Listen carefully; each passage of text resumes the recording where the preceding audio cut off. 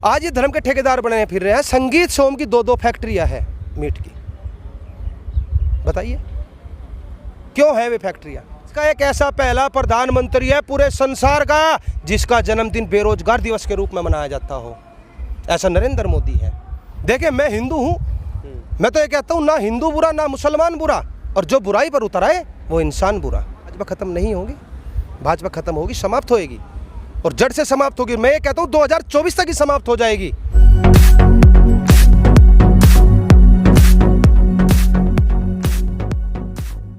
तब भाजपा के प्रति हितेश बढ़ेगा। ये क्या दिखाएंगे कि मुसलमान इस देश का खराब है। इस देश का मुसलमान भी सम्मान करता है। जब इस देश का तिरंगा झंडा बनाया गया था उसके अंदर भगवा रंग भी है, उसके अंदर हरा रंग भी है, उसके अंदर सफ़ेद रंग भी है, तीनों रंगों से मिलकर के बना है। और ये आज हमें बताते हैं कि आप लोगों ने इस देश का नाश कर दिया, किसानों ने देश का नाश कर दिया, हमें खालिस्तानी आतंकवादी, हमें और नहीं पता लगा कि तालिबान चले जाओ। अरे मैं ये कहता हूँ ये देश तुम्हारा नहीं है, तुम तालिबान चले जाओ, क्योंकि ये सरकारी तालिबानी हो चुके हैं ये लोग। इन लोगों को तालिबान चला जाना चाहिए। अगर इन लोगों को ज़्यादा परेशानी है तो इन्हें, अगर हिंदू राष्ट्र चाहिए तो नेपाल चला जाना चाहिए। आप एक हिंदू बोलकर ऐसा मतलब होकर ऐसा बोल रहे हैं? देखिए मैं हिंदू हूँ, मैं तो ये कहता हूँ ना हिंदू बुरा ना मुसलमान बुरा, और जो बुराई पर उतर आए वो इंसान बुरा। आज ये जो काम कर रहे हैं वो इंसानियत के ऊपर डिपेंड करता है। आप भी एक मुसलमान हैं, आपने तो कभी भेदभाव नहीं किया, आप भी बोलते हो सभी के साथ नारे। तो ये खाली सरकार को क्यों दिक्कत हुई, बाकी सरकार को क्यों नहीं हुई? मुझे एक बात बताए, जितनी भी देश में पार्टियां हैं, कोई भी पार्टी खाली एक धर्म के लिए नहीं बनी, सभी धर्मों के लिए बनी है। क्योंकि हमारा संविधान हमें यह अधिकार देता है, क्योंकि सभी धर्मों की हमें रक्षा करनी है। केवल एक भारतीय जनता पार्टी एक ऐसी पार्टी है जो हिंदू धर्म की रक्षक है, नहीं कर सकती रक्षा हो। और वो मैंने कहा कि जब 70 साल में कांग्रेस समाप्त हो सकती है, क्या 70 साल और अगर 70 साल भी लगे तो कभी भाजपा खत्म नहीं होगी। भाजपा खत्म होगी, समाप्त होएगी और जड़ से समाप्त होगी। मैं ये कहता हूँ 2024 तक ही समाप्त हो जाएगी। 2024 में ही भाजपा गई। सबसे बड़ी समस्या ये है, लेकिन इन मूर्खों को ये नहीं पता कि तुम्हारे लिए कितने कांटे बो करके जा रहे हैं।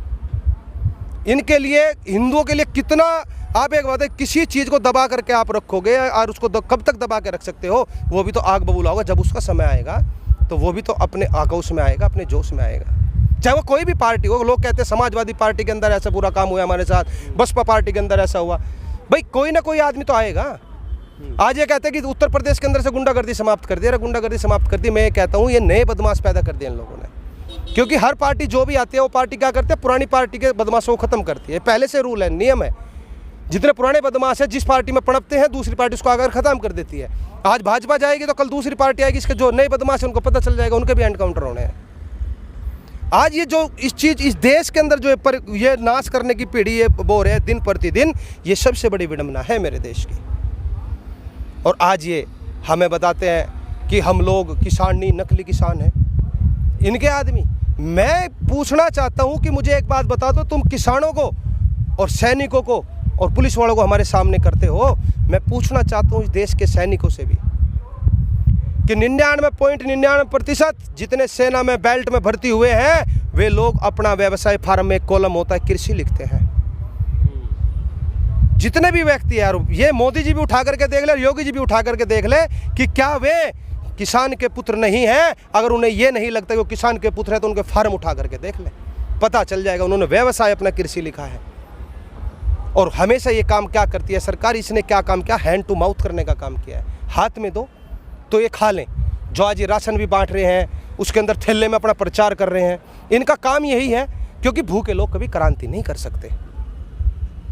आज जो देश का गरीब है, नौजवान है, वो आज रोजगार मांग रहा है। जो बेचारा रेडी लगा रहा है, उस रेडी लगाने वाले का क्या दोष है? अगर वो शहर के अंदर आया हुआ अपने बच्चों का पेट पाल लेकर फल फ्रूट बेचता है, वो उसके फल फ्रूट की रेडी को MCD वाले, GDA वाले उठा करके ले जाते हैं, उसकी तराजू उठा करके ले जाते हैं, उसके फल सड़क पर बखेर देते हैं। क्या उनकी आवाज़ कोई उठाने वाला नहीं है?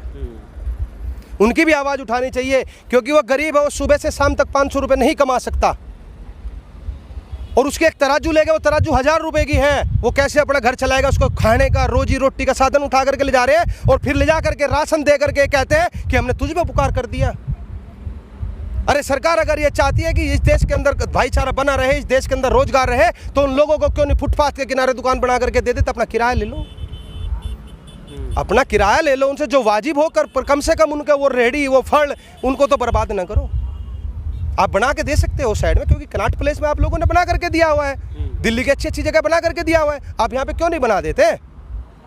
क्यों उनको बर्बाद करने के पीछे तुम लोग? क्योंकि वो नहीं चाहते, वो चाहते गरीब जो कुचला हुआ वर्ग है वो हैंड टू माउथ रहे। ये काम क्या करते हैं कि ये रोज एक मछली देते हैं, ये उसको मछली देते हैं कि हम तुझे मछली देंगे, तू खा लेना, अपना पेट पाल लेना, लेकिन ये इस काम को नहीं करते कि उसको मछली पकड़ना सिखा दे ताकि वो रोज अपना घर का पेट पाल सके। ये हमारे देश की रोजगार के तो कितने सारे ऑप्शन प्रधानमंत्री खुद बोल रहे हैं और इसको बढ़ावा दे रहे हैं, स्वरोजगार अपना खुद से करना। कौन सा रोजगार मुझे बताओ? शुरुआत में उन्होंने नारा दिया। खाली बोलने से, नारे देने से काम नहीं होता, काम प्रत्यक्ष को प्रमाण की आवश्यकता नहीं होती। देश का एक ऐसा पहला प्रधानमंत्री है पूरे संसार का जिसका जन्मदिन बेरोजगार दिवस के रूप में मनाया जाता हो, ऐसा नरेंद्र मोदी है। अब भी 17 तारीख को इसका जन्मदिन आ रहा है, पूरा देश बेरोजगार दिवस के रूप में मनाया जाएगा, यह आह्वान किया जा रहा है पूरे देश के अंदर। यह अब की बार दूसरी बार ऐसा काम होगा। कहाँ है वो नौकरियां जो 2 करोड़ नौकरियां देने का इन्होंने ऐलान किया था? जिनकी नौकरियां थी उन तक उनकी भी छीन ली। अब रोजगार कहाँ से देंगे?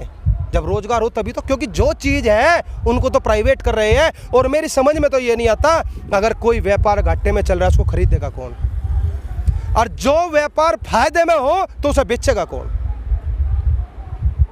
समस्या यह है। और ये लोग क्या कर रहे हैं, जब रेलवे प्रॉफिट में है, जब LIC प्रॉफिट में है, आज ये कह देंगे क्या लगे आज रेलवे नुकसान में है। रेलवे नुकसान में कैसे आई? लालू प्रसाद यादव के टाइम में तो नुकसान में न थी वो, अब कैसे नुकसान में आ रही? आज उसी प्लेटफार्म का टिकट 50 रुपये का मिलता है जो 1 रुपये का 2 रुपये का होता था। तो ये लूट ही तो है। आप अपने किसी अतिथि के पास गए मिलने के लिए, आप उसको लेने चले गए, आपको 50 रुपये टिकट लगाना पड़ेगा, और यहाँ से लेकर के शामली तक का 10 रुपये का टिकट है, आप 50 रुपये प्लेटफार्म का टिकट दोगे। ये मेरे देश की विडंबना है। और रही LIC की बात, LIC जब प्रॉफिट में उसको क्यों बेचा जा रहा है? और रही हमारी देश की सुरक्षा प्रणाली की बात, जब हमारी देश की सुरक्षा प्रणाली ऑर्डिनेंस फैक्ट्री भी ये लोग बेच दिया, उसका क्या करेंगे? देश की सुरक्षा भी प्राइवेट के हाथ में दे रहे हैं। ये मेरे देश का दुर्भाग्य ही तो है। किस लिए चुना था इनको? क्या इसलिए चुना था? और आज लोग कहते हैं कि आप, इन्होंने तो लोगों से अभिव्यक्ति की आज़ादी छीन ली। भाई मैं एक बात पूछना चाहता हूँ, ठीक है मैंने सरकार को नहीं चुना, मैंने चुना था 2014 में वोट दिया, सोचा था कि कुछ अच्छा होगा। उस समय इन्होंने दंगे फसाद बहुत करवाए, उस समय सभी को पता है कि ये रोल किसका था, सब लोगों ने। आज ये धर्म के ठेकेदार बने फिर रहे हैं। संगीत सोम की 2-2 फैक्ट्रियाँ हैं मीट की, बताइए क्यों है वे फैक्ट्रियाँ? और मैं ये कहना चाहता हूँ, जितने भी मेरे भाई मित्र मुझे देख रहे हैं, मैं उन्हें भी ये बताना चाहता हूँ कि भाई अगर हमने सरकार नहीं चुनी तो हमें बढ़ चढ़ करके उससे सरकार से सवाल करना चाहिए।